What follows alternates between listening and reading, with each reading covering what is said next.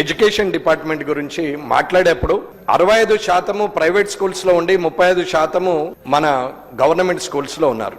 యూడిఐఎస్ ప్రకారంగా వారు గవర్నమెంట్ ఇచ్చినటువంటి రిపోర్టు ప్రకారంగానే నేను మాట్లాడుతున్నాను. కారణాలు ఏంటి అనేది ఆలోచించాల్సిన అవసరం ఉంది. అది అందరూ కూడా చూడాలి. డైరెక్టర్ ఆఫ్ స్కూల్ ఎడ్యుకేషన్ అలాగే ఎడ్యుకేషన్ సెక్రటరీ గారు వీరు బాగా పనిచేస్తున్నారు. వీరు కొంచెం ఫ్రీ హ్యాండ్ ఇచ్చేసే గవర్నమెంట్ స్కూల్స్ స్ట్రెంత్ పెరిగే అవకాశం ఉంటుంది. ఇన్ఫ్రాస్ట్రక్చర్ సమస్య ఉంది. కొత్త రూములు లేవు. మన బడి కింద ఇచ్చినటువంటి ఆ కొత్త రూములు కట్టినవి కూడా సగం ఆగిపోయినాయి. వాటి బిల్లులు లేవు. అలాగే కాంపౌండ్ వాళ్ళు లేవు. అలాగే గ్రౌండ్ ఉన్నా కానీ మెయింటెనెన్స్ లేదు. స్కూల్లో ఫర్నిచర్ లేదు, ఫ్యాన్లు లేవు, ట్యూబులు లేవు, బాత్రూములు లేవు, మినరల్ వాటర్ ప్లాంట్ లేదు, వాష్రూమ్స్ లేవు. ఇవన్నీ కూడా సమస్యలే. టీచర్లు కనీసం కూర్చుండి చెప్పుదాము, టేబుల్ మీద పెట్టి రాద్దామంటే కూడా ఇన్ఫ్రాస్ట్రక్చర్ లేదు. ఇది నిజం. ఎందుకంటే కామారెడ్డి నియోజకవర్గంలో ఉన్న అన్ని స్కూళ్లను pre primary, upper primary, high school ప్రతి స్కూల్ని నేను విజిట్ చేశాను కాబట్టి చెప్తున్నాను. ఇలాంటి పరిస్థితుల్లో స్కూళ్లలో స్ట్రెంత్ ఎలా పెరుగుతుందనేది ముఖ్యమైన విషయం. ప్రొద్దున టిఫిన్ పెట్టినా, మధ్యాహ్నం మిడ్ డే మీల్స్ పెట్టినా, సాయంత్రం వెళ్ళేటప్పుడు స్నాక్స్ కట్టించినా స్ట్రెంత్ వచ్చే అవకాశం లేదు. ఎందుకు అనంటే ఏ తల్లిదండ్రులైనా తన పిల్లలు టేబుల్ల మీద కూర్చోవాలి, డ్యూయల్ డెస్క్ మీద రాసుకోవాలి, మంచి బోర్డుల మీద చదువుకోవాలి అంటారు. కానీ టీచర్స్ ఉన్నటువంటి స్కూళ్లలో కూడా స్ట్రెంత్ లేని పరిస్థితి ఉన్నది. టీచర్లకు కనీసము బాత్రూములు కూడా లేని పరిస్థితుల్లో ఒకరు కావాలంటే ఇంకొకరు పోయే పరిస్థితికి వచ్చింది. ఇది గవర్నమెంట్ స్కూళ్ల పరిస్థితి. గత ప్రభుత్వమా మన ప్రభుత్వమా అనేది పక్కన పెడితే ఇన్ఫ్రాస్ట్రక్చర్ డెవలప్మెంట్ చేసిన రోజు ఎట్టి పరిస్థితులలో స్ట్రెంత్ వస్తుంది. గ్రామాలలో ఉన్నటువంటి పిల్లలను తల్లి ఇంటి దగ్గర నుంచి స్కూళ్ళకి వెళ్తే బాగుంటదని అనుకుంటది కానీ పూర్తిగా రెసిడెన్షియల్ లోనే ఉండాలి, ఇంటిగ్రేటెడ్ స్కూల్లోనే ఉండాలని కోరుకునే పరిస్థితి కన్నా తన పిల్లలు తన దగ్గర ఉంటే బాగుంటుందనే ఆలోచిస్తారు. ఖాళీ మిడ్ డే మీల్స్ కోసమే స్కూళ్ళకి పోయే పరిస్థితి లేదు. ఇవాళ లేబర్ పని చేసేవాళ్ళు, వ్యవసాయం పని చేసేవాళ్ళు, వ్యవసాయ కూలీలు కూడా మండల హెడ్ క్వార్టర్ లో బస్సులో పంపించేసి ప్రైవేట్ స్కూల్లో చదివిస్తున్నారు. ఇది మనం గమనించాలి. ఎందుకు ఇవన్నీ లేవు అంటే మనం ఇచ్చేది 6%, 7%, 8% ప్రతి సంవత్సరం ఇస్తున్నాం తప్ప ఏమాత్రం కూడా అది ఉపయోగం లేని పరిస్థితి. మిగతా రాష్ట్రాలతో పోల్చుకుంటే బీహార్ గాని, ఒడిశా గాని, అలాగే ఉత్తరప్రదేశ్ గాని, లేకపోతే పక్కనున్న బెంగాల్ గాని, ఇంకో ఆంధ్ర గాని ఏదైనా సరే వారందరూ కూడా మనకన్నా ఎక్కువనే బడ్జెట్ లో అలొకేషన్ చేస్తున్నారు. బీహార్ లాంటి అంత పెద్ద దాంట్లో కూడా 15% ఇస్తున్నటువంటి సందర్భము మనం ఒకసారి గమనించాలి. ఎంతగానం వారు బడ్జెట్ లో అలొకేషన్ చేస్తున్నారు, ఎంత ఎక్స్పెండిచర్ చేస్తున్నారు అనేది ఇంపార్టెంట్. ఇవాళ మనం ఇన్ఫ్రాస్ట్రక్చర్ చేసి ప్రతి ఫర్నిచర్ పిల్లలకు అవైలబిలిటీ ఇస్తే 1,50,000, 2 లక్షల జీతాలు తీసుకునే టీచర్లు, బిఎడ్ చదివిన వాళ్ళు, ఇంగ్లీష్ మీడియంలో ట్రైనింగ్ పొందిన వాళ్ళు, కంప్యూటర్ వచ్చిన వాళ్ళు, పీఈటీలు, ఇంతమంది టీచర్లు మనకు ఉన్నా మనకు టీచర్ల కన్నా పిల్లలు అక్కడ వెళ్ళడం లేదు అని అంటే టీచర్ల ప్రాబ్లం కాదు, అది ఇన్ఫ్రాస్ట్రక్చర్ ప్రాబ్లము. అంటే అది మన ప్రాబ్లము. ఈ చట్టసభలో ఉన్న శాసనసభ్యుల సమస్య.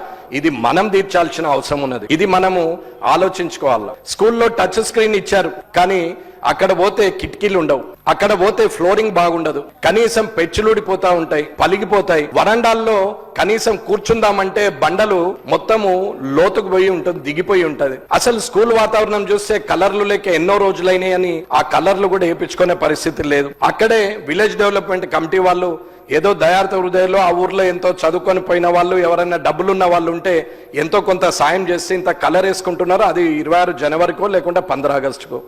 ఇది మన చదువు. ఇది ప్రైవేట్ స్కూళ్లలో ఇవాళ కనీసము 20,000 కోట్ల రూపాయల ఫీజులు కట్టుకుంటూ పిల్లల్ని చదివించుకునే తల్లిదండ్రులు ఉన్నారు.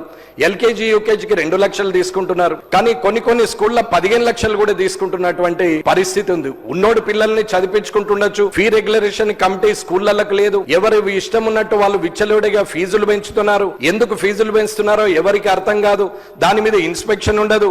అందులో ఉన్న పర్సెంటేజ్ ప్రకారంగా సొసైటీలో కంట్రోల్లో పనిచేసే స్కూళ్లలో కనీసము ఏ హెడ్కి ఎంత ఖర్చు పెట్టాలి, టీచర్లకు ఎంత పర్సెంటేజ్ జీతాలు ఇవ్వాలి, మెయింటెనెన్స్కి ఎంత ఉండాలి, ఇది కూడా చూసే వాళ్ళు లేరు. ఇలాంటి పరిస్థితిలో మనం స్కూళ్ళు, ప్రైవేట్ స్కూళ్ళు ఎదుగుతూ పోతుంటే గవర్నమెంట్ స్కూళ్ళు దిగుతూ పోతున్నాయి. గవర్నమెంట్ స్కూళ్ళు డీఫంట్లోకి వస్తున్నాయి. రేషనైజేషన్ చేసి పిల్లలు ఉన్న దగ్గర టీచర్లు ఉండరు, టీచర్లు ఉన్న దగ్గర పిల్లలు ఉండరు. ఇవన్నీ సమస్యలే.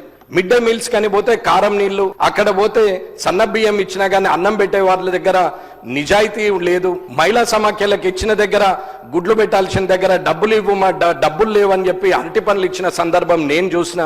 నేను కల్లారా చూసి ఇన్స్పెక్షన్ చేసినాం. కావాలంటే కామారెడ్డి జిల్లా డిఓ గారిని అడగండి, అక్కడ ఉన్న టీచర్లను అడగండి. నేను ఇది ఆరోపణలు చేయట్లేదు. హెల్త్, ఎడ్యుకేషన్ ఈ రెండు ఒక ఇల్లు ఉంటే మామూలు వ్యక్తి బతకగలుగుతాడు. కానీ బిలో పావర్టీ లైన్ ని ఇంకా లోపలికి పోయే పరిస్థితికి తీసుకొస్తున్నాం తప్ప ఎబో పావర్టీ లైన్ కు మనం చేయట్లేదు అనేది నా అభిప్రాయము. అధ్యక్ష, అందుకే ప్రభుత్వంలో నేను కూడా ఒక భాగస్వామ్యం కాబట్టి ఇలాంటి మార్పులు వస్తే తప్ప స్కూళ్లలో పిల్లలు పెరగరు. నేను కూడా ప్రయత్నం చేస్తున్నామండి. ఎట్టి పరిస్థితులలో స్కూళ్లలో తిరుగుతూ ప్రైవేట్ సెక్టార్ కన్నా 1% అన్నా కామారెడ్డి నియోజకవర్గంలో 1% అన్నా గవర్నమెంట్ స్కూల్లో అధికంగా ఉండాలనే ప్రయత్నంలో స్కూళ్లలో తిరుగుతూ ఉన్నాం.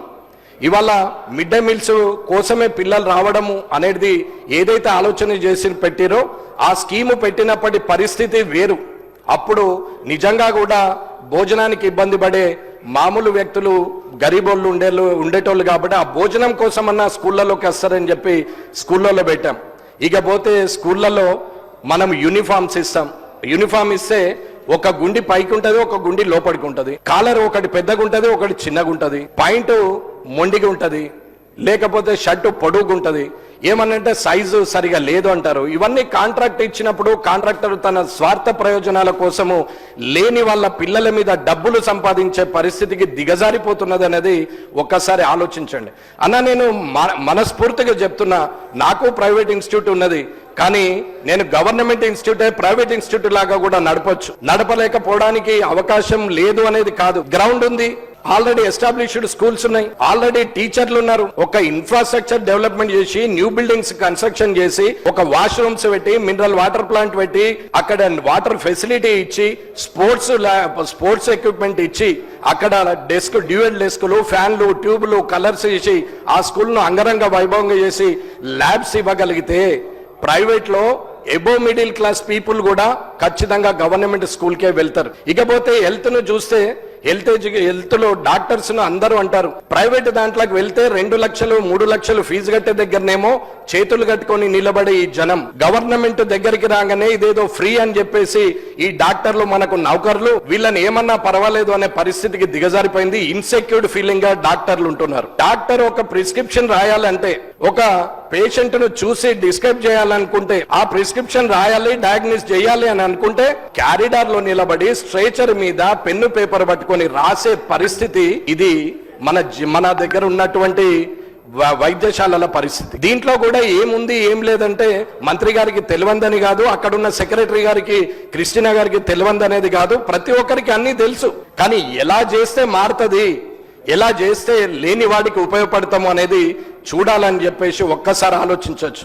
ఎక్విప్మెంట్ ఉండగానే సరిపోదు, దాన్ని ఆపరేట్ చేసే వ్యక్తి కావాలి. ఎంప్లాయ్మెంట్ ఉండగానే సరిపోదు, ఇన్ఫ్రాస్ట్రక్చర్ ఉండాలి. ఇన్ఫ్రాస్ట్రక్చర్ ఉంటే సరిపోదు, అక్కడ మళ్ళీ చేయాల్సినటువంటి అన్ని సమపాలలో ఉన్నప్పుడే హాస్పిటల్లో ఓపీ 1200, 1500, 2000, 3000 ఓపీ పేషెంట్స్ ఎంతున్నారు, ఐపీ ఎంతున్నారు, ఇన్ పేషెంట్స్ అనేది మనం చూసుకోవచ్చు. ఎక్కువ డెప్త్ కు వెళ్లాల్సిన అవసరం లేదు. ఇకపోతే ఎండోమెంట్ కు సంబంధించిన భూముల ఎంక్రోచ్మెంట్ గురించి నేను ఇప్పటికీ శాసనసభకు కూడా ఎల్ఏక్యూ ఇచ్చాం. రైట్ ఇన్ఫర్మేషన్ యాక్ట్ లో పెడితే నాకు ఇన్ఫర్మేషన్ ఇచ్చినట్టు పేపర్లలో వచ్చింది, కానీ నాకు మాత్రం ఇప్పటి వరకు ఇన్ఫర్మేషన్ రాలేదు. పోనీ తిరిగి చూసి మేళ్ళనన్నా పంపారేమో అని చెప్పి మేళ్లు చూస్తే నిజామాబాదు, ఆదిలాబాదు తప్ప ఏది రాలేదు. ఆదిలాబాద్ లో కూడా అసంపూర్తిగా వచ్చింది. ఎండోమెంట్ కు సంబంధించిన 1000 ఎకరాలు ఎంక్రోచ్మెంట్ అయినాయి, దాన్ని రికవరీ చేయాలని చెప్పేసి నేను 3 సార్లు అప్పీలేట్ అథారిటీకి పెట్టాం. ఆల్రెడీ కంప్లైంట్ చేసాము. రైట్ ఇన్ఫర్మేషన్ యాక్ట్ లో సెకండ్ అప్పీలేట్ అథారిటీకి కూడా పెట్టాం. ఈ శాసనసభకు 230 క్వశ్చన్లు ఇస్తే 30 క్వశ్చన్లకు సమాధానం వచ్చింది. ఇలాగా రైట్ ఇన్ఫర్మేషన్ యాక్ట్ లో 272 పెడితే మనకు ఇన్ఫర్మేషన్ కూడా అసంపూర్తిగా వస్తున్నది. రైట్ ఇన్ఫర్మేషన్ యాక్ట్ లో కూడా ఇలాంటి పరిస్థితి ఉంది. ఎండోమెంట్ లో ఉన్నటువంటి భూములు ఎంక్రోచ్మెంట్ ఎక్కడైతే అయిందో దేవాదాయ శాఖ మంత్రి గారు ఈ సభ ద్వారా దాన్ని సరిదిద్దాలని, లేకుంటే రానున్న కాలంలో ఖచ్చితంగా దాని మీద ఉద్యమంకు వెళ్లాల్సిన పరిస్థితి వస్తుందనేది తెలియజేస్తున్నాం. కాబట్టి విద్య, వైద్యము, గూడు ఇది ఇందిరాగాంధీ గారు రోటీ కపడా మకాన్ మీద ఇందిరాగాంధీ గారు పెట్టినటువంటి గరీబ్ హఠావో అనే ప్రోగ్రాం. ఇది దయచేసి ప్రభుత్వం ఇందిరాగాంధీ గారి ప్రభుత్వమే ఉన్నది కాబట్టి, కాంగ్రెస్ ప్రభుత్వం ఉన్నది కాబట్టి విద్యా వైద్య సౌకర్యాలు ఇస్తూ ఇల్లును ఇవ్వడం అనేది ఒక ముఖ్య లక్షణం.